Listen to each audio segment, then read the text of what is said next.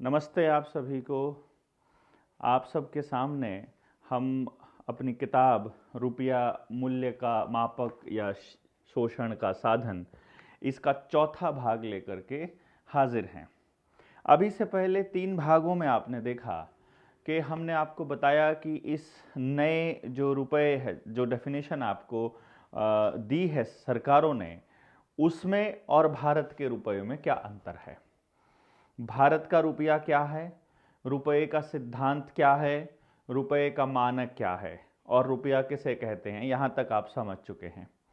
यदि आप पिछली 3 वीडियोस को जानना चाहते हैं तो निडर इंडिया चैनल पर एक प्लेलिस्ट है जिसमें हमने सारे भाग क्रमशः दिए हुए हैं, जिसका शीर्षक भी यही है जो किताब का है, रुपया मूल्य का मापक या शोषण का साधन। आज हम पेज नंबर 23 से शुरू करेंगे, 23 नंबर पेज से शुरू करेंगे और हमारा शीर्षक रहेगा कूटकरण का इतिहास। कूटकरण को समझना बड़ा जरूरी है। कूटकरण मतलब डीवैल्यूएशन, किसी भी चीज की वैल्यू को कम कर देना। रेगुलेशन एवं एक्ट द्वारा शोषण और लूटपाट। यानी इसको समझना क्यों जरूरी है कि अंग्रेजों ने हमारे साथ जो भी किया, जितना भी शोषण किया, अत्याचार किया, वो सब कानून के हिसाब से किया। अंग्रेज बड़े समझदार लोग थे इस मामले में, क्योंकि वो कानून की भाषा समझते थे, जिसे हम सी लॉ कहते हैं, जिसे हम समुद्र का कानून कहते हैं। क्योंकि जो लोग हमारे ऊपर अत्याचार कर रहे हैं ये असल में पुराने वो पायरेट्स हैं, जो समुद्री लुटेरे हैं, जो समुद्र के रास्ते आने वाले लोगों को लूट लिया करते थे, ये वो लोग हैं। तो इन्होंने जितने भी कानून बना रखे हैं ये सी लॉज हैं जो हमारे ऊपर थोपे हुए हैं। हम जो भारत के लोग हैं, खास तौर पे जो दक्षिण एशिया का जो सारा भाग है, यानी जिसको हम अखंड भारत का नाम देते हैं, जिसमें अफगानिस्तान भी आता है, नेपाल, भूटान, श्रीलंका, बांग्लादेश, ये सब देश जो हैं ये इसी का पार्ट बनते हैं। ये लोग वो थे जो कुदरत के कानून को मानते थे और कुदरत के कानून को जब उन्होंने रक्षा करनी चाहिए तो अंग्रेजों ने बड़ा स्मार्ट खेल खेला कि हम जो कानून आपको बता रहे हैं या जो हम रेगुलेशन हम आपको दे रहे हैं, ये रेगुलेशंस नेचुरल जस्टिस को कभी भी डिनाई नहीं करेगी। इसीलिए कानून की किताबों में जब पढ़ाया जाता है तो सबसे पहले यही बताया जाता है कि नेचुरल जस्टिस विल प्रिवेल। फिर आपको वकीलों को, जजेस को लॉ की जब पढ़ाई जाएगी, क्योंकि ब्रेन वॉश किया जाना बड़ा जरूरी है उन लोगों का जो लोग निर्णय देने वाले हैं, चाहे कोई पुलिस में काम करता हो, चाहे कोई प्रशासन में काम करता हो, कलेक्टर हो या फिर कोई वकील हो या जज हो। इन सब लोगों को जो कानून पढ़ाया जाता है तो उसमें बड़ा स्पष्ट तौर पे ये समझाया जाता है कि पहले कोई कोडिंग नहीं होती थी, हमको हर कानून को पहले कोडिंग करना जरूरी है ताकि किसी के साथ भी अन्याय ना हो। अब जब हम कुदरत के कानून को मानते हैं और इनके लिखित कानून को नहीं मानते हैं, तब तो पूरे समाज में किसी के ऊपर अत्याचार नहीं होता है और किसी का शोषण नहीं होता है। कुछ ऐसे मामले छोड़ दीजिए जहां कोई व्यक्तिगत कोई इतना घटिया आदमी निकल आता है या कोई इतना घटिया राजा, कोई व्यक्ति ऐसा निकल आता है, तब ऐसे उदाहरणों को छोड़ दीजिए। ज्यादातर समाज में हम देखेंगे कि न्याय हो रहा है। परंतु जब कहानी इनके कानून की आती है, इनके संविधान की आती है, इनके आईपीसी की आती है या बीएनएस की आती है, तो आप देखेंगे कि ज्यादातर लोगों के साथ न्याय नहीं हो रहा है। इसलिए इन कानूनों को समझना जरूरी है। आपकी कंसेंट के बिना कोई भी कानून आपके ऊपर लागू नहीं हो सकता और ये आपको मालूम नहीं है। इसलिए ये लोग क्या करते हैं कि कानून पास करते हैं उस वक्त जब कुछ और चल रहा होता है देश के अंदर। यानी किसी देश में दंगे चल रहे हैं, इधर टेलीविजन के ऊपर दंगे मुख्य रूप में चलाए जाते हैं और कई कानून पास हुआ तो वो नीचे पट्टी आ जाएगी या उसके बारे में एक छोटी खबर आ जाएगी। डिबेट दंगों पर होगी और कानून पीछे से बना लिए जाते हैं। जब तक आप उस बनाए हुए कानून का विरोध नहीं करते हैं तब तक वो कानून आपके ऊपर लागू होता रहेगा। यानी जब वो कानून का आप विरोध करेंगे तो ही वो कानून आपके लिए मान्य नहीं है। यानी आप अपनी कंसेंट वापस ले रहे हो, अपनी स्वीकृति अपनी वापस ले रहे हो। इसी तरह से रुपए को लेकर के जब उनको लूट करनी थी तो उन्होंने सबसे पहले जो सैद्धांतिक रुपया था उसको पहले उन्होंने लिखित रूप दिया हुआ जो शेरशाह सूरी का था उसको एज इट इज अपना लिया, ज्यों का त्यों। तो भारत के लोगों को कोई दिक्कत नहीं हुई। फिर बाद में कोई बहाना करके कि सोना कम रह जाता है, ये ऐसा हो जाता है, इसका इस्तेमाल ऐसे कर लेंगे, वो कर लेंगे, पता नहीं क्या क्या तरह तरह की बातें करके वो सदन को इस बात के लिए मना लेते हैं कि चलो अभी सोने का, इसमें सोने की जो मात्रा है वो कम कर देते हैं और इसमें मिलावट को थोड़ा बढ़ा देते हैं। पहली मिलावट पर यदि लोग बोलेंगे तो वो चुप हो जाएंगे जब तक कि उन बोलने वाले लोगों को मैनेज नहीं कर लिया जाता। फिर दूसरी मिलावट पर भी ऐसा ही होगा, कुछ लोग बोलेंगे, वो रुक जाएंगे, पहले उनको मैनेज करेंगे बोलने वालों को। जब तक बोलने वालों की अगली खेप तैयार होगी तब तक वो पहले वालों को मैनेज कर चुके होंगे या मार चुके होंगे। इस तरह का खेल उनका लंबा चलता रहता है। तो इसलिए हम इस चीज को जब समझेंगे तो आपको यह समझना जरूरी है कि जो भी लूटपाट हुई है वो कानून बनाकर हुई है। और कमाल की बात यह है कि हमें लगा कि उनका बनाया हुआ कानून सबसे ऊपर रहेगा, परंतु हम ये भूल गए कि हमारी स्वीकृति के बिना वो कानून कानून नहीं हो सकता। पर आपने तो कभी स्वीकृति दी ही नहीं, क्योंकि आपको तो कभी इस कानून के बारे में पता चला ही नहीं, ना ही आपको पता चला, ना आपके पुरखों को पता चला। और जब आपके दादाजी को पता नहीं चला तो फिर आपको भी नहीं पता चल रहा है आजकल की रुपया कैसे, अभी जिस तरह से ये रुपए को डिजिट्स में बदल करके फिर यूपीआई कोड के जरिए पेमेंट करके और अब रुपए का नाम ई रुपया कर रहे हैं और सीबीडीसी आ रहा है, यानी सोना आधारित, विनिमय आधारित, सामान आधारित, बार्टर सिस्टम आधारित सिस्टम को तोड़ करके जैसे ये नोट आधारित सिस्टम लाए और फिर केंद्रीय बैंक की स्थापना हुई जिसे हमने भारतीय रिजर्व बैंक कहा, और वही केंद्रीय बैंक बाद में आरबीआई बनने के बाद लूटना चालू किया और उसी आरबीआई ने अब सीबीडीसी लॉन्च कर दिया है और सीबीडीसी के बाद इस रुपए का नाम ई रुपया हो जाए और ई रुपये का नाम धीरे धीरे बदल के सोशल क्रेडिट स्कोर बन जाए या सोशल क्रेडिट सिस्टम में जब हम आ जाएं, तो फिर आप कभी ये बता नहीं पाओगे अपने बच्चों को कि आपकी ऊर्जा पहले सोने में मापी जाती थी। आपके जो बच्चे हैं वो ऐसा मानेंगे कि हमेशा से ही डिजिट्स में मापी जाती रही है, और यदि भारत में नहीं मापी जाती रही है तो वो कहेंगे विकसित देशों में तो डिजिट्स अरसे से चल रहा है, वहाँ तो फेशियल रिकॉग्निशन कभी से है, वहाँ तो अंगूठे से पेमेंट बहुत दिनों से हो रही है और वो तो बहुत सुविधाजनक है। इस तरह से वो बड़ी पीढ़ी को अगली पीढ़ी से काटते रहते हैं कि जब उनकी बताई हुई वो बातें जो शोषण रोक सकती हैं उन्हीं का विरोध अब उन्हीं के बच्चे करने लग जाएंगे। इसलिए इसको समझना इतना इंपॉर्टेंट है कि आप अगली पीढ़ियों को समझा सको। तो अभी हम इसको पढ़ना चालू करते हैं ताकि आपको मालूम पड़े कि हम कहना क्या चाह रहे हैं इस बातचीत के जरिए। प्राकृतिक सिद्धांतों एवं मुद्रा विज्ञान पर आधारित भारतीय मौद्रिक प्रणाली जो व्यक्ति और राष्ट्र के विकास के लिए बनी, मतलब जिससे राष्ट्र और व्यक्ति का दिन प्रतिदिन विकास हो रहा था। अंग्रेजों ने भारत पर कब्जा कर गुलाम बनाने के लिए सबसे पहला प्रहार भारत के धन की लूटपाट और शोषण का काम शुरू किया, यानी सबसे पहला प्रहार के रूप में यह काम किया, जिसमें शोषण के लिए सबसे प्रमुख हथियार बनाया गया भारतीय मुद्रा रुपया को। जो भारतीय मुद्रा रुपया प्राकृतिक सिद्धांतों एवं मुद्रा विज्ञान यानी अर्थशास्त्र पर आधारित मौद्रिक प्रणाली थी, उस मौद्रिक प्रणाली को तोड़कर कूटकरण करके ईस्ट इंडिया कंपनी ने भारतीय गुलामों के लिए 1 मई 1793 को, यानी कि 1860 में आईपीसी आने से पहले की बात हो रही है, ये 1 मई 1793 को रेगुलेशन 35, इसको समझिएगा 10 10 10 और 5, रेगुलेशन 35 भारत पर लागू किया, जिससे भारत की जनता में भूखमरी, बेरोजगारी, महंगाई इत्यादि पैदा हो। यानी कि उनका उद्देश्य ही था कि ये जो हालात आज आप देख रहे हो ऐसे हालात पैदा हों, और ये हमें अखबारों के माध्यम से दिखाया ही जाता है कि हमारे देश में शुरू से भूखमरी रही है।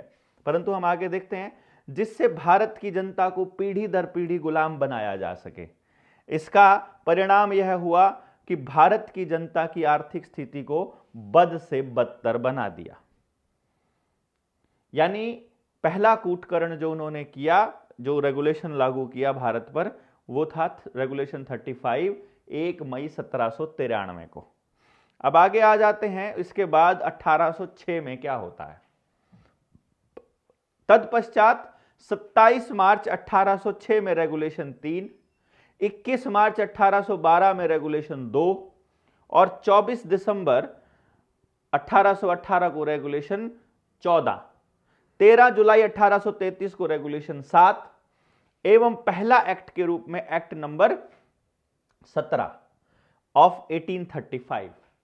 यानी यहां 1835 का जो एक्ट 17 है, जिस 1835 के जो एक्ट थे उसमें गवर्नमेंट ऑफ इंडिया से रिलेटेड जुड़े हुए बहुत सारे एक्ट्स थे जिनको वहां से पास किया जाता था, जो पार्लियामेंट से, संसद से, इंग्लैंड की, उसमें ये 1835 वाला एक्ट नंबर 17 और 17 अगस्त 1835 को ईस्ट इंडिया कंपनी द्वारा भारत की जनता पर थोपा गया कूटकरित रुपए, आर्थिक गुलामी, लूटपाट और शोषण का प्रमाणिक दस्तावेज है। यानी ये जो एक्ट है, जो 1835 वाला एक्ट, जो 17 अगस्त 1835 को भारत की जनता पर यह थोपा गया था, यानी इस कूटकरित रेगुलेशन और एक्ट का भारत की जनता द्वारा विरोध करने पर उसे सख्ती से कुचल दिया गया। ये जो बात हम आपको बताते हैं, ये बात तब की है जब कलकत्ता के अंदर इसका बहुत ज़्यादा विरोध किया गया था और बहुत कत्लेआम वहाँ मचा था। बड़ी दमनकारी नीतियों द्वारा उसको कुचल करके उस विरोध को शांत कर दिया गया था। पहले राजधानी कलकत्ता हुआ करती थी। इसको सख्ती से कुचल दिया गया एवं इस अवैध एक्ट को वैध कहकर भारत की जनता पर थोपा गया। इस रेगुलेशन के मानक को पृष्ठ संख्या 242 से 280 पर देखें। यानी जो बात हम आपको कह रहे हैं, इसके प्रमाण 242 से लेकर के 280 तक आपको मिलेंगे। यह हमने इसके अंदर एक एक दस्तावेज को इस तरीके से दिया हुआ है ताकि आपको समझ में आए कि वो कहना क्या चाहते हैं। यदि 242 पेज पर आप जाते हैं तो आपको ये रेगुलेशन के स्टैंडर्ड 1793 से 1833, रेगुलेशन 3 1806, इसी तरह से रेगुलेशन 1812 का रेगुलेशन 2 जो हमने ऊपर जिक्र किया है, 1812 का रेगुलेशन 2, फिर 1818 का आप देखेंगे, 1812 के बाद 1818 का रेगुलेशन 14, फिर 1833 का रेगुलेशन 7। ये एक्ट हमने लगभग सारे के सारे इसके अंदर दिए हुए हैं। 1899 का, 1906 का और 1906 जिसका हम जिक्र भी करते हैं कॉइनेज एक्ट का, वो सब 280 पेज तक हमने दिए हुए हैं। जिन भाइयों को इसको डिटेल में समझना है वो आरबीआई की आर्काइव से निकाल सकते हैं। इस किताब में इन एक्ट्स के साफ ना होने का कारण ये है कि आरबीआई ने जो हमको कॉपी दी थी वो पीडीएफ फॉर्म में दी थी। उस पीडीएफ का जब हम फोटोकॉपी निकालते हैं, पहले प्रिंट आउट नहीं, वो प्रिंटेबल नहीं थी, एडिटेबल भी नहीं था, तो उसको पहले हमने प्रिंट आउट निकाला या उसको स्कैन किया और वो स्कैनिंग के बाद में वो धुंधली हो गई। तो वो दस्तावेजी फॉर्म में डालने के लिए, क्योंकि वो प्रमाणिक दस्तावेज था, उसमें आरबीआई की स्टैंप लगी थी, इसलिए ये लगाना पड़ा। आप अगर इन्हीं दस्तावेजों को निकालना चाहते हैं तो कुछ दस्तावेज आरबीआई की वेबसाइट के ऊपर पड़े हैं, कुछ दस्तावेज, नॉट ऑल, लेकिन कुछ वहां पर पड़े हैं। कुछ हैं जो अपने पास सिर्फ यहाँ पर हैं, वो अपनी डिजिटल इस प्रिंट में, डिजिटल कॉपी में मिल जाएंगे और आने वाले टाइम में उन सारे दस्तावेजों को एक जगह संकलित करके हम एक आपको क्यूआर कोड दे देंगे जहां से उन दस्तावेजों को डाउनलोड किया जा सकेगा। जैसे ही हमारी पीआईएल हाई कोर्ट या सुप्रीम कोर्ट में जब लगती है, उसके बाद वहां पेश करने के बाद कोर्ट में जैसे ही हमारा केस दाखिल होता है, वो दस्तावेज हम पब्लिक के लिए ओपन कर देंगे जो अलग से स्पेशल मिले हुए हैं अकेले किसी पर्सन को।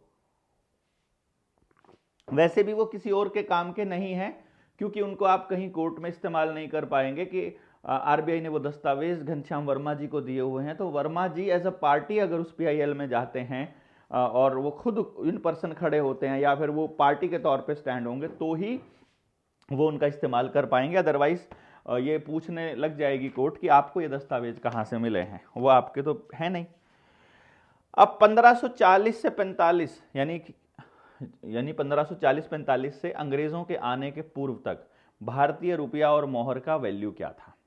अब इसको समझिए, 1845 तक भी यहां ये हाल चल रहा है कि आपका ग्रेन्स 180 ग्रेन्स, मैंने आपको पहले यदि आपको ध्यान हो तो जब हम पार्ट नंबर 3 कर रहे थे तो हमने आपको बताया था एक ग्रेन की जो वजन है वो 64.8 मिलीग्राम है।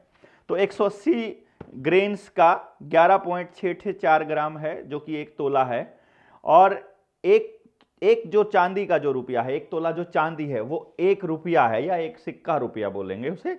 और जब एक सोने का जो अगर एक तोला सोना अगर है तो वो 10 रुपया है या एक मोहर उसको बोलते हैं। जैसे 100 का नोट हो जाता है 1 रुपए के 100 नोट, तो 10 चांदी के सिक्के एक मोहर के बराबर यानी 10 रुपए के बराबर। अब यहां चांदी और सोने का आपको ये समझना पड़ेगा कि 10 चांदी के सिक्के क्या आज भी एक मोहर के बराबर हैं? यदि इसी तरह से ये चला जाए तो क्या हम उसी हिसाब से इसको आज भी ले सकते हैं? नहीं, क्योंकि रुपए में जो चांदी की मात्रा है वो रुपया नहीं है, रुपए में सोने की मात्रा ही रुपया है। इसको आप पहले पार्ट नंबर 3 में समझ चुके हैं। कैसे? जब हमने बताया आपको कि 10 रुपए में एक सोने की मोहर मिल रही है यानी 10 चांदी के सिक्कों में 10 तोले में एक तरह से, तो उसका अर्थ यह है कि उस टाइम पर जब यह मिल रहा है तब सोने और चांदी की उपलब्धता और सोने और चांदी का मूल्य 1:10 के अनुपात में है, इसीलिए वो 10 की वैल्यू के बराबर है।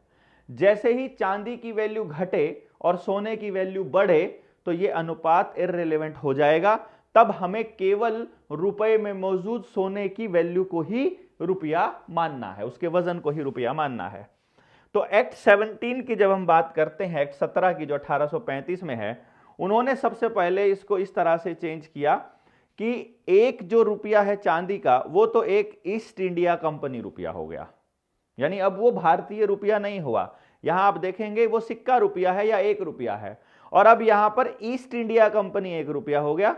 और अब जो एक मोहर है, अब यहां देखिएगा वजन, जो कुल वजन है वो तो 180 ग्रेन ही है, यानी वो तो एक तोला ही है। उसमें जो मिक्स भार है यानी कि जो इंप्योरिटी है वो हो गई 0.908, और 15 ग्रेन्स की इंप्योरिटी यहां हो गई 165 ग्रेन शुद्ध सोना या चांदी। यानी कि यहां पर इतना ही चांदी और सोने में भी अनुपात बिल्कुल सेम है। देखो 10.691 10.691, वो 1 रुपया हो गया चांदी का और ये एक मोहर हो गई, लेकिन ये 15 रुपए के बराबर हो गई। ये पहली लूट है 1835 में जो ईस्ट इंडिया कंपनी रुपए के नाम से या ईस्ट इंडिया कंपनी का कूटकरित रुपया मोहर और मानक मूल्य, इसके मानक मूल्य की डिटेलिंग है, यानी जो 1835 का। अर्थात आप ऐसा भी मान सकते हैं कि यदि ये सारी लूट 1835 में चालू हुई है और अंग्रेजों के टाइम से चालू हुई है, तो क्या हम ये दावा कर सकते हैं कि एक आजाद भारत के नागरिक होने के नाते हम आपकी इस लूट को आज ही खत्म करना चाहें और अपने रुपए को वापस स्टैंडर्ड पर लेकर आना चाहें? ये समझ लीजिएगा, अपने देश से भूखमरी, गरीबी, अत्याचार, इस शोषण को अगर रोकना है तो आपको रुपए के मानक को एक स्थिरांक देना ही पड़ेगा। यदि आप उसको स्थिरांक देने में नाकाम हो जाएंगे तो आप किसी भी हालत में शोषण को नहीं रोक पाएंगे, इस बर्बादी को नहीं रोक पाएंगे, आप पलायन को नहीं रोक पाएंगे, आप रोजगार नहीं दे पाएंगे, आप हैप्पीनेस इंडेक्स में तो कहीं स्टैंड ही नहीं होगा, और भूखमरी का आंकड़ा बढ़ता चला जाएगा, आत्महत्याओं का आंकड़ा, कर्जे का आंकड़ा बढ़ता जाएगा। इसलिए यह जरूरी है कि आप इसको समझिएगा कि अच्छा, कमाल की बात यह है कि यदि ये अंग्रेजों का रुपया है और अंग्रेजों के ही नियम हैं तो आने वाले वक्त में हमें भारत का रुपया अडॉप्ट करना पड़ेगा। और नेताजी सुभाष चंद्र बोस ने ऑलरेडी भारत का रुपया दिया हुआ है। वो आज़ाद भारत के इंटरिम प्राइम मिनिस्टर थे, जो इंटरिम सरकार थी उसके पहले प्रधानमंत्री भी थे, जिनको 14 देशों ने मान्यता भी दी थी। आज़ाद हिंद सेना को भी मान्यता मिली थी, जिसको बाद में इन सरकारों को, केंद्रीय सरकारों को भी मान्यता देकर के आज़ाद हिंद फौज के सिपाहियों को पेंशन देनी पड़ी थी। और आज़ाद हिंद रुपया भी अभी भी 14 देशों में मान्यता प्राप्त है। तो भारत का रुपया अगर देखा जाए तो वही है जिसमें पूरा स्टैंडर्ड वही होगा जो भारत के रुपए का था। अभी भारत के रुपए का स्टैंडर्ड यहां से टूटना स्टार्ट होता है। तो अगर ये अंग्रेजों ने तोड़ना शुरू किया है, यानी इसमें अगर आप देखेंगे तो 180 ग्राम में से 15 ग्राम की ठगी होनी शुरू हो गई है। ये लगभग 12% के बराबर मानी जाएगी। यानी 12% ठगी शुरू हो चुकी है। ठीक है, अब आप देखिएगा भारतीय रुपया कंपनी की मालक उनमें मात्रा उसमें कितनी कमी की गई और कैसे की गई। जो भारत का कंपनी रुपए में सोना है, जो भारतीय रुपया है उसमें सोना है 11.664 ग्राम, और अब जो ईस्ट इंडिया कंपनी का है उसमें है 10.691 ग्राम। और चांदी, पहले चांदी की मात्रा में 1 रुपए में देख लेता, चांदी यानी 9.973 ग्राम शुद्ध चांदी की मात्रा कमी कर दी, मानक मूल्य उसका 1 रुपया रहा। ठीक है, भारतीय मोहर में सोने की मात्रा में कमी किस तरह से की गई, उसमें सोने की ही 0.973 उतना ही शुद्ध सोने की मानक मात्रा कम कर दी गई, और साथ में रुपए का मानक मूल्य 10 रुपए से बढ़ा करके 15 रुपया या प्रति मोहर हो गया, यानी एक मोहर अब 15 रुपए की हो गई। अब इससे क्या हुआ, इस प्रकार भारतीय रुपए का कूटकरण करके चांदी का भारतीय रुपया जो शुद्ध चांदी का था उसमें 15 ग्रेन्स यानी कि जो 0.973 ग्राम अन्य धातु की मिलावट कर दी गई, लेकिन फिर भी इसका मूल्य 1 रुपया ही रखा गया। समझिएगा, जब मार्केट में लोगों को यह पता है कि अब जो नया रुपया आ रहा है उसमें चांदी उतनी नहीं है, तो जो सामान है वो उतना ही कैसे मिल सकता है उसे 1 रुपये में, जब उसका कोई स्टैंडर्ड ही नहीं है। तो इसलिए दुकानदार अब ये कहेगा कि अब 1 रुपये से काम नहीं चलेगा बाबूजी, अब हमको 1.25 रुपया लगेगा आपको, क्योंकि जितनी चांदी की मात्रा कम हो गई है तो अब आपको 1.25 रुपया देना पड़ेगा। अर्थात वो चीज महंगी होनी शुरू हुई। इससे पहले कभी भी भारत में महंगाई नहीं आई। अब ये समझ लीजिएगा कि आपकी महंगाई का असली कारण रुपए का मानक ना होना है या रुपए के मानक का कूटकरण है। इस तरह से आप समझिएगा कि जैसे जैसे कूटकरण होता जाएगा वैसे वैसे उस रुपए में सोने और चांदी की मात्रा कम होती जाएगी। उसी तरह से दुकानदार को अब उसी चीज के लिए ज्यादा रुपयों की जरूरत पड़ेगी, क्योंकि उसमें धातु जितनी उनको चाहिए वो उसमें नहीं है।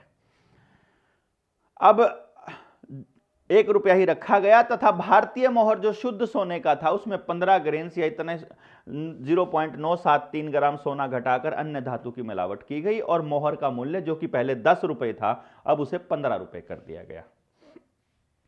1/3 लूट इसी टाइम हो रही है, भारत के सोने की 1/3 लूट। जो हम एग्जाम्पल आपको बताते हैं कि मान लीजिए आपने आपके घर में 300 रुपए रखे हैं चांदी के, पहले उसमें अगर सोना लेने जाते हो, जिस टाइम पे ये कूटकरण नहीं हुआ है, सोने और चांदी की मात्रा में मिलावट की गई, ये अलग इशू है।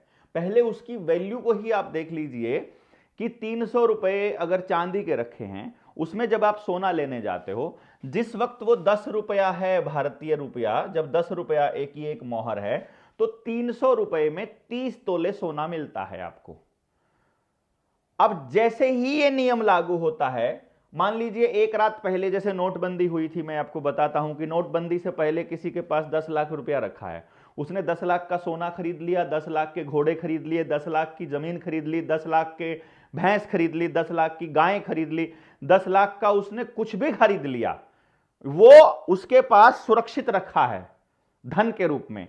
लेकिन किसी के पास 10 रुपए के नोट हैं, तो वो आकर के प्रधानमंत्री कहता है कि भाई कल से ये नोट जो है रात 12 बजे से ये रद्दी का टुकड़ा हो जाएंगे। इसका मतलब वो नोट रद्दी का टुकड़ा ही था, तभी रद्दी का टुकड़ा ही रद्दी के टुकड़े के बराबर रखा जा सकता है। अगर वो सोने या चांदी के होते, धातु के होते, फिर थोड़ी ना रखा जा सकता था। इसी तरह से मान लीजिए ये कानून बनने की एक रात पहले किसी के पास 300 रुपए रखे हैं, 2 बंदों के पास रखे हैं। एक बंदा क्या करता है, एक रात पहले जाता है बैंक में और उस 300 चांदी के सिक्कों को दे करके 30 तोले सोना ले आता है। अगले दिन यह कानून पास होकर के आपके ऊपर थोप दिया जाता है, 1835 का एक्ट 17 थोप दिया गया भारत के ऊपर। और जब इससे नेक्स्ट डे कोई आदमी 300 रुपए लेकर के जाएगा, अब 15 रुपए की एक मोहर है, तो अब उस 300 रुपए में 20 तोले सोना आएगा, यानी 10 तोले सोना खड़े खड़े एक कागज का टुकड़ा पास करके आपका लूट लिया गया। और ये एक आदमी का नहीं लूट लिया गया, जितने लोगों के पास चांदी के सिक्के रखे थे सबका लूट लिया गया। जिनके पास कागज के नोट रखे थे वो सबका लूट लिया गया। जिसके पास बैंक अकाउंट में पैसा रखा था, उस वक्त बैंक अकाउंट वगैरह नाम की कोई चीज नहीं है, लेकिन मैं आज के संदर्भ में आपको बता रहा हूं कि उस वक्त सबका लूट लिया गया। लेकिन जिसके पास सोना रखा था उसको कृत्ति भर फर्क नहीं पड़ रहा है कि बाहर कूटकरण कितना हो रहा है, क्योंकि असल में सोने की मात्रा ही रुपया है। तो जितना सोना रखा है उसके पास वो सोना उतना रखा है, वो ऊर्जा उसकी कहीं नहीं गई है। इसको आपको समझना है।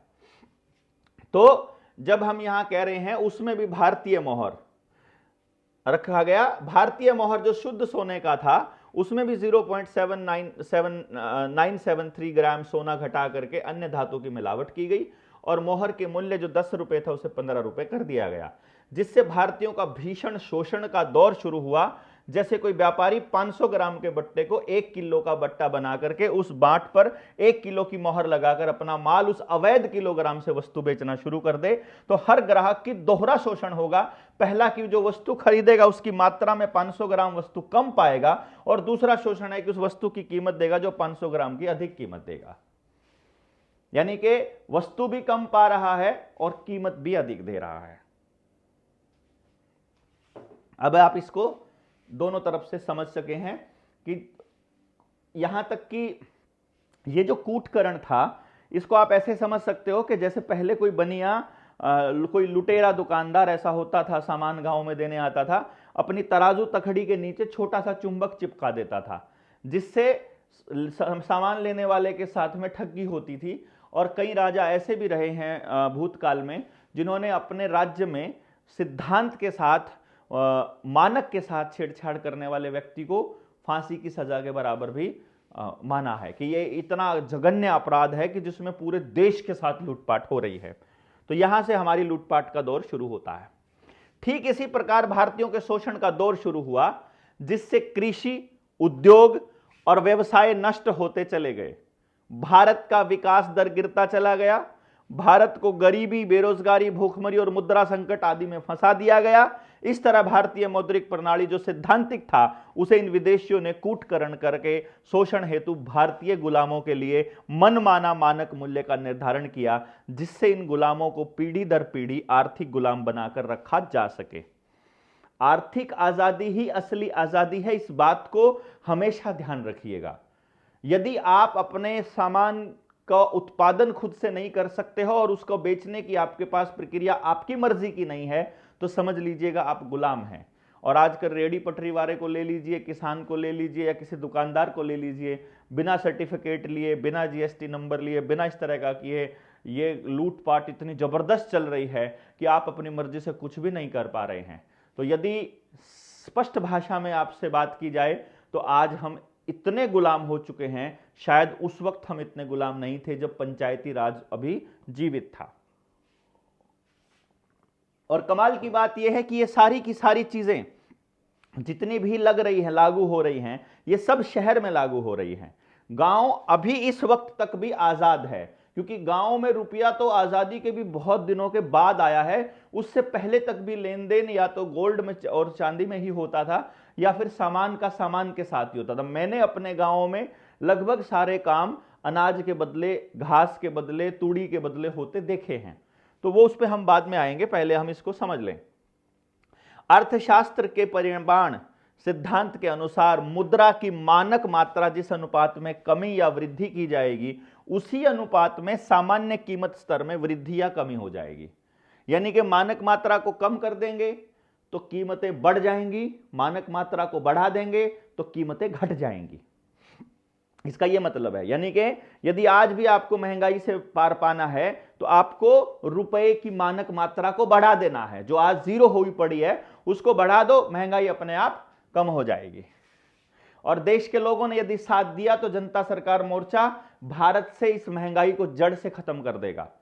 जैसे आजाद हिंद फौज शुरू हुई थी नेताजी सुभाष चंद्र बोस की, वैसे ही सेना भारत जनता सरकार मोर्चा की है और वो इसी मिशन पर लगी हुई है। आप सब लोगों से निवेदन यह है कि जितना अधिक हो सके लोगों को जगाइए, बताइए, चर्चा जारी रखिए, जहां बैठे वहां बताते जाइए। किसी कोई ये वीडियोस फॉरवर्ड करना एक अलग काम है, पहले बात कीजिए और जब कोई जानना चाहता है उसको बताइएगा, जितना अधिक हो सके। शुरू हो जाता है। जिससे विनिमय में शोषण शुरू हो जाता है, अर्थात मुद्रा के मानक के घटाने बढ़ाने से दोहरा शोषण होता है। इसको आपको समझना होगा। अगला जो बिंदु हमारा है वो ब्रिटिश शासन द्वारा लूटपाट। 1 नवंबर 1858 को ईस्ट इंडिया कंपनी को समाप्त करके ब्रिटिश इंडिया गवर्नमेंट का शासन शुरू होता है। यहां से रानी का राज शुरू होता है। जैसे अभी हमारे देश के इस ईस्टर्न हाईवेज का जो राज है वो प्राइवेट कंपनी के पास जा चुका है, लाल किला प्राइवेट कंपनी के पास, ताजमहल प्राइवेट कंपनी के पास, रोडवेज प्राइवेट कंपनी के पास, समुद्री जो पोर्ट है, बंदरगाह है वो प्राइवेट कंपनी के पास, समुद्री ये एयरपोर्ट हैं वो प्राइवेट कंपनी के पास, गुजरात में तो बस स्टैंड भी प्राइवेट कंपनी के पास, अडानी के पास हैं, और मार्केट्स का कंट्रोल भी प्राइवेट कंपनियों के पास, गलियों का कंट्रोल, जोहड़ों का कंट्रोल, तालाबों का, ये सब चीज़ें प्राइवेट कंपनियों के कंट्रोल में धीरे धीरे होती जा रही हैं। हो सकता है आने वाले समय में जंगलों का कंट्रोल भी प्राइवेट कंपनियों के पास जाने लग जाए, जैसा कि अभी अभी हसदेव जैसे जंगल काटे जा रहे हैं बड़े स्तर पर। तो इसी तरह से जो 1857 की क्रांति थी वो भी 1855 के उन कानूनों के विरोध में ही थी, जहां ये कहा गया था कि हम आगे से जो कानून भारत में लागू होंगे वो ब्रिटिश पार्लियामेंट से ही पास होकर के आएंगे। तो अब रानी ने अपना डिक्लेयर कर दिया कि अब भारत के अंदर अंग्रेजों का पूरी तरह से राज है। यहाँ 1 नवंबर 1858 को ईस्ट इंडिया कंपनी को समाप्त करके ब्रिटिश इंडिया गवर्नमेंट का शासन शुरू होता है, और ब्रिटिश इंडिया गवर्नमेंट ने भारतीयों के शोषण के लिए 23 अप्रैल 1862 को एक्ट नंबर 8 ऑफ 1862 यानी 1862 का कानून नंबर 8, जिसे कॉइनेज एक्ट 1862 के नाम से लागू किया, जिसमें कॉइनेज एक्ट 1835 के मानक मूल्य को पूर्ण रूप से अपनाया गया। इसकी मुख्य विशेषता यह रही कि इसमें ईस्ट इंडिया कंपनी रुपए का नाम बदलकर गवर्नमेंट रुपया रखा गया, जो 1862 से आज तक चलन में है। आज भी रुपए को गवर्नमेंट रुपए के नाम से जाना जाता है। अब इस दो चीजें यहां से निकल करके आती हैं। जैसे मैंने आपको बताया कि जब शेरशाह सूरी ने जो मानक बनाया था वो था जो हमारे पुरखे अपना रहे थे। उन्होंने उसी को लिखित रूप दे दिया, जो उन्होंने लिखित रूप दिया उसी को उन्होंने अपना लिया एज इट इज, और फिर उसमें कूटकरण कर दिया। अब जब ये नाम बदलने जा रहे हैं, यानी कि शेरशाह सूरी से अंग्रेज अपने ईस्ट इंडिया कंपनी अपने नाम कर रही है, तो ईस्ट इंडिया कंपनी के रुपए से अब रुपया गवर्नमेंट रुपया आ रहा है। तो वो कह रहे हैं कि जो मानक 1835 वाले उस एक्ट में किया गया था वही एक्ट हम चालू कर देते हैं, और कोई भी चीज इसमें नहीं बदल रहे हैं, बस सिर्फ उसका नाम बदल रहे हैं। जैसे अभी शहरों के नाम बदले गए थे, पहले नाम बदले जाते हैं फिर दूसरे प्रपंच चालू होते हैं।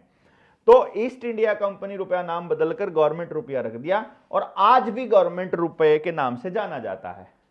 अब आप ये आरटीआई के जरिए किसी से पूछ सकते हो, आरबीआई से पूछ सकते हो कि क्या आज के रुपये को गवर्नमेंट रुपया कहा जाता है या भारतीय रुपया कहा जाता है। बस आप केवल ये सवाल पूछ लीजिए कि ये भारत का रुपया है या गवर्नमेंट रुपया है। अगर ये गवर्नमेंट रुपया है तो इसका मतलब ये 1862 के कॉइनेज एक्ट से लिया गया है, और 1862 में भारत का राज नहीं है अगर इन दस्तावेजों की बात मानी जाए। तो इसका अर्थ यह हुआ कि यदि सरकार ये कहती है या आपके फाइनेंस डिपार्टमेंट कहता है कि हाँ जो रुपया आपको दिया गया है वो गवर्नमेंट रुपया है, तो इसका मतलब ये ब्रिटिश गवर्नमेंट रुपया है। अगर ये ब्रिटिश गवर्नमेंट रुपया है तो फिर भारत सॉवरन कैसे हो गया, फिर भारत की संप्रभुता का क्या हुआ। तब आपको संविधान का आर्टिकल 51 याद आना चाहिए कि जो भी ऐसा काम जिसमें भारत की सॉवरेनिटी यानी उसकी संप्रभुता के ऊपर उंगली उठ रही है या उसकी संप्रभुता को ठेस पहुंचती है या नुकसान पहुंचती है, तो हर भारतीय का यह कर्तव्य है, मौलिक कर्तव्य। अब मैं मौलिक अधिकारों की बात नहीं कर रहा हूं, यह मौलिक कर्तव्य है कि उस गलत हो रही चीज का विरोध किया जाए और पुरजोर विरोध किया जाए, और भारत के रुपये को दोबारा लागू करने के लिए मांग उठाई जाए, ना कि गवर्नमेंट रुपया अपना करके अंग्रेजों के शासन को अपने ऊपर मान लिया जाए, लाद लिया जाए। 4 अप्रैल 1870 को जो मुद्रा ब्रिटेन की थी उस मुद्रा को एक्ट नंबर 18 ऑफ 1870, जो कॉइनेज एक्ट 1870 के नाम से जाना जाता है, भारत पर लागू किया गया। यानी अब ब्रिटेन की मुद्रा को हमारे ऊपर लागू कर दिया गया। ब्रिटिश सरकार ने सरकारी लेन देन ब्रिटिश मुद्रा सीलिंग एवं सॉवरेंज से करने लगी। किसानों का लगान भी स्वर्ण मुद्रा के रूप में देने को विवश कर दिया गया। ब्रिटिश सरकार के जिस ब्रिटिश मुद्रा सॉवरेंज की मूल्य रुपए से 10 रुपए थी, उस सॉवरेंज की कीमत 15 रुपए कर दी गई, अर्थात सॉवरेंज और कंपनी मोहर की कीमत बराबर कर दी गई। समझ गए आप? यानी पहले जिसका नाम कंपनी मोहर था, पहले तो मोहर था खाली, फिर कंपनी मोहर हो गया, अब वो सॉवरेंज हो गई और अब वो 15 रुपए हो गई, 10 रुपए थी पहले। जबकि सॉवरेंज और कंपनी मोहर में स्वर्ण मान का भारी अंतर था। यानी कि अब मोहर में और सॉवरेंज में स्वर्ण मान के अंतर था, यानी सॉवरेंज का जो स्वर्ण मान था वो कम है, तो उस वक्त एक तरह से और ज्यादा डिवैल्यूएट रुपए को कर दिया गया। अब इसको हम देख लेते हैं क्या था।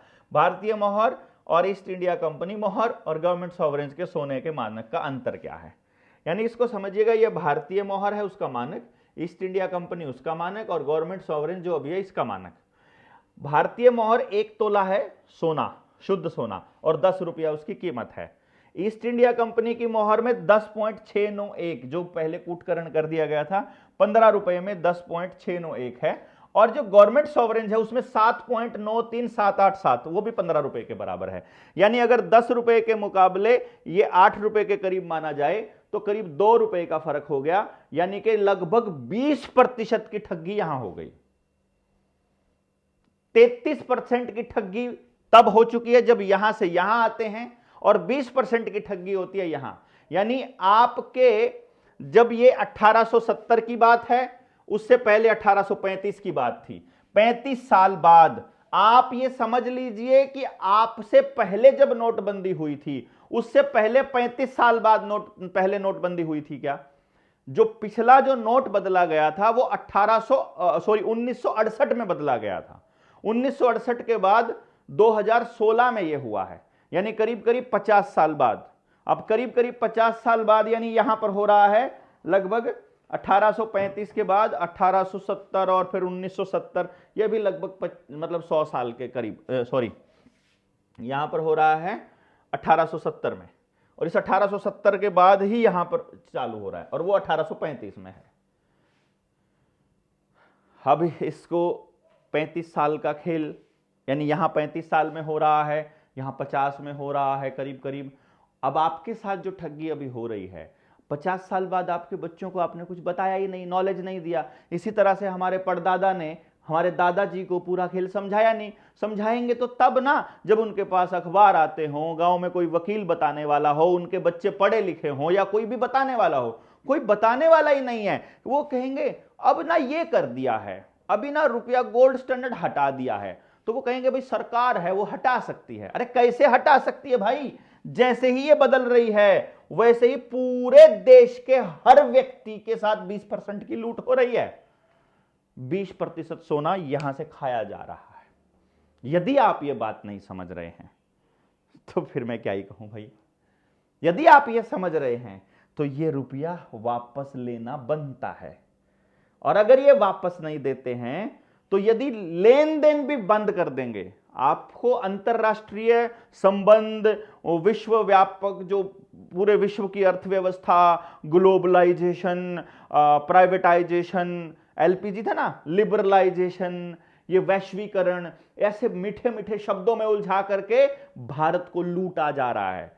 यानी ये खाली अगर भारत विदेशों से ट्रेड बंद कर दे और अपनी जरूरतें अपने यहां भी सर्कुलेट करना चालू कर दे तो भी बर्बादी से बच सकता है। लेकिन ये सारा खेल समझ का है, इस पर डिबेट चलनी चाहिए, गांव गांव चर्चा होनी चाहिए, सब लोगों को बताया जाना चाहिए कि भाई तुम्हारे साथ में ये लूट तुम्हारे पुरखों के साथ हुई, अब तुम्हारे साथ हो रही है, कल तुम्हारे बच्चों के साथ होगी, और ये हर बार बढ़ रही है। यहां पर 30%, 33% की लूट हो चुकी है, 1/3 की, यहां पर 20% की आगे हो चुकी है, और ये लूट अभी बढ़ रही है। यानी आपका सब कुछ लूट लिया जाएगा ना इस तरीके से। तो परदादा से 100 में से 30 रुपया लूट लिया, अब आगे दादा से जो है वो 20 रुपया लूट लिया, फिर आगे पापा से 20 रुपया और लूट लिया, फिर हमसे 20 रुपया और लूट लिया, बेटे के पास तो 10 ही रुपया पहुंचा ना। तो वो जो नोट हमारे दादाजी ने कमाए थे, जो सिक्के कमाए थे, वो तो आकर के जीरो बना रहे हैं ये तो इसकी वैल्यू को। तो चलिए अभी हम देखते हैं। इस तरह से भारतीय गुलामों को लूटने और शोषण करने का कीर्तिमान स्थापित करते हुए यहां पर भारतीय मोहर जो है वो 11.664 ग्राम शुद्ध सोना है। गवर्नमेंट सॉवरेज 7.93787 ग्राम शुद्ध सोना है। तो शुद्ध सोना जो लूट लिया गया है वो लगभग 4.25 ग्राम का शुद्ध सोना लूट लिया है। कितने ग्राम में से? 12 ग्राम में से। लगभग 12 ग्राम में से 4 ग्राम लूट लिया है। ये 1/3 की लूट है। अगर ये हमें समझ में आए तो शायद हम इस लड़ाई को बहुत आगे तक लेकर जाने के बारे में सोचें। अगर समझ ही नहीं आया, कंफ्यूजन बढ़ गई, फिर भैया हम कुछ नहीं कर पाएंगे। अर्थात 3.72613 ग्राम सोना प्रति मोहर 15 रुपए पर लूटपाट शोषण किया गया, जिसके परिणाम स्वरूप भारत की खेती यानी कृषि, उद्योग धंधे सब समाप्त हो गए और भारत की जनता गरीबी, बेरोजगारी, भूखमरी और मुद्रा संकट में फंसकर ब्रिटिश इंडिया गवर्नमेंट की गुलामी में फंस गई, जिसका प्रमाणिक दस्तावेज कॉइनेज एक्ट 1870, 1862 और 1835 है। यानी ये 3 दस्तावेजों का जब हमने जिक्र किया, इन्हीं दस्तावेजों की वजह से हम लोग इन चक्करों में आने लगे। इससे पहले भारत में कोई गरीबी नाम की चीज नहीं है। इसको साबित करने के लिए हमने पिछली बार भी बताया था कि रुपए के जब इस किताब के अंदर हमने वो पूरा का पूरा आंकड़ा दिया हुआ है, जिसमें हमने बताया है कि 1860 से लेकर के साल 1 से लेकर और हमारी अर्थव्यवस्था किस तरह की थी। ये जो आंकड़े हमने दिए हैं, ये सारे टॉप जो कंट्रीज हैं जिनका जिक्र किया है, भारत के विकास दर के आंकड़े, ये पेज नंबर 126 से लेकर के हमने जो ये 134 तक जो ये आंकड़े दिए हैं, इनको एक बार देखिएगा। आपकी किताब में स्पष्ट नहीं होंगे तो हम इसको बता देंगे कि पहला नंबर किसका है। जैसे जीडीपी का अगर बाय कंट्रीज जब हम देखें, दुनिया के 15 कंट्रीज में 18 जो सन 1 है, यानी ईसा के बाद का जो सन 1 जो आजकल हम 2025 में है, तो ये 2025 साल पहले जो सन 1 है, तब पहले नंबर पर इंडिया है। और पहले नंबर पर इंडिया में 51,800 मिलियन डॉलर हमारी अर्थव्यवस्था है, जीडीपी है। और उसी वक्त चाइना दूसरे नंबर पर है 42,000 मिलियन डॉलर के साथ। और इसमें इटली तीसरे नंबर पर है, टर्की चौथे नंबर पर है, फ्रांस 5वें नंबर पर है, इजिप्ट 6ठे नंबर पर है, ईरान 7वें नंबर पर है, स्पेन 8वें नंबर पर, 9वें नंबर पर मैक्सिको, 10वें नंबर पर ब्राजील, 11वें नंबर पर जर्मनी, 12वें नंबर पर बांग्लादेश, 13वें नंबर पर इंडोनेशिया और 14वें नंबर पर पाकिस्तान और 15वें नंबर पर जापान। ये पाकिस्तान जो शब्द है, उस वक्त पाकिस्तान एग्जिस्ट नहीं करता था, पर उस एरिया की बात हो रही है, वहां का आंकड़ा अलग से लिया गया है। और ये हमने वर्ल्ड इकोनॉमिक फोरम की, यूनाइटेड नेशंस की वेबसाइट्स के आंकड़े के हिसाब से ही हम आपको बता रहे हैं। यानी उन चोरों ने आपसे छुपाया कुछ नहीं है, सब कुछ ओपन में कर रहे हैं। इस पूरी की पूरी लिस्ट में जिस वक्त तक इसमें इंग्लैंड कहीं नहीं है, अमेरिका कहीं नहीं, दूर दूर तक अमेरिका का कोई नामो निशान नहीं है। वो बहुत गरीब देशों में से होते थे। वो तो इंग्लैंड तो आकर के, मैं यहां पर देख रहा हूं 1500 में भी इंग्लैंड कहीं पर नहीं आ रहा है। यूके यहां आया है 14वें नंबर पर, यूके आया है 1500 में। ईस्ट इंडिया कंपनी के भारत में पहुंचने से पहले की बात बता रहा हूं मैं आपको। 1600 में जब ईस्ट इंडिया कंपनी आ जाती है तो यूके ऊपर चला जाता है, 15, 14, 13, 12, 12वें नंबर पर चला जाता है। 14वें से 12वें नंबर पर 1600 में, अगले 100 साल के अंदर। और इसके बाद जैसे ही ये कॉइनेज एक्ट देखते हो, मैं इसी के साथ में अगर कंपैरिजन करने लगता हूं, 1800 में जो यूके है वो ऊपर से 5वें नंबर पर पहुंच चुका है। 1600 ईस्वी में ईस्ट इंडिया कंपनी आती है, यहां 1800 में, यानी 1835 आ रहा है जब ये, वो 5वें नंबर पर पहुंच गया है। और जब 1857 आता है, यानी 1862 से पहले, इस 35 वाले एक्ट का जो कूटकरण हुआ, उस कूटकरण के बाद 1857 में यूके तीसरे नंबर पर आ चुका है और भारत पहले स्थान से सरककर दूसरे स्थान पर आ गया है। ये आप आंकड़ा देख लीजिएगा, ये मैं आपको यहां पे बता रहा हूं। उसके बाद 1870 का जो ये कूटकरण होता है, सोवरेंज वाला।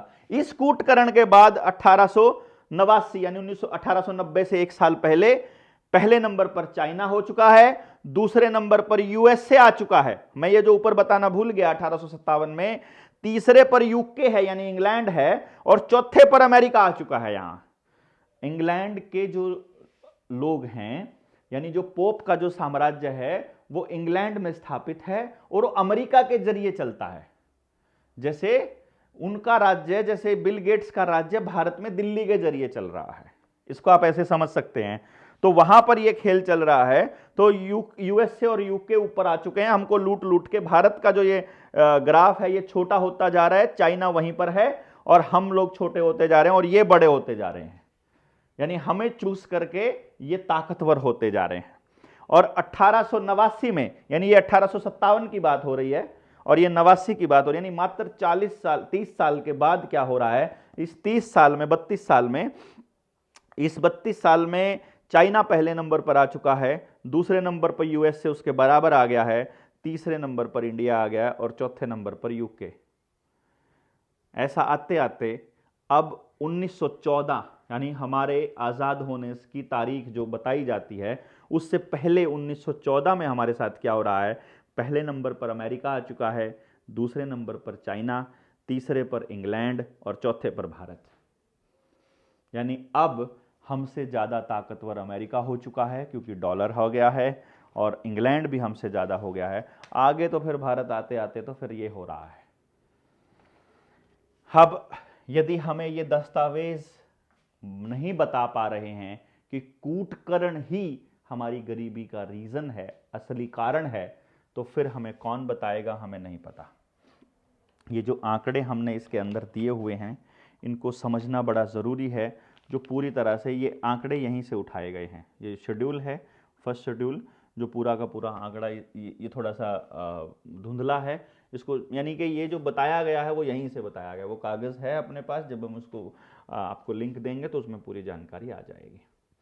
यानी अब 1906 का जो कॉइनेज एक्ट है, 1906 वाले कॉइनेज एक्ट की चर्चा हमें लगता है कि हम अगले सेशन में करेंगे तो बेटर रहेगा, क्योंकि एक सेशन इतना हो गया, आप इसको समझिएगा ताकि अगले सेशन को कंप्लीट आपको बताया जा सके कि ये खेल आपके साथ में कैसे खेला जा रहा है, और आपके ही लोग जिनको आप अपना रहनुमा मानते हैं वो इस पूरे खेल में आपके खिलाफ काम कर रहे हैं, चाहे आपका प्रतिनिधि हो, चाहे आपका कोई शासन आपके ऊपर कर रहा व्यक्ति हो।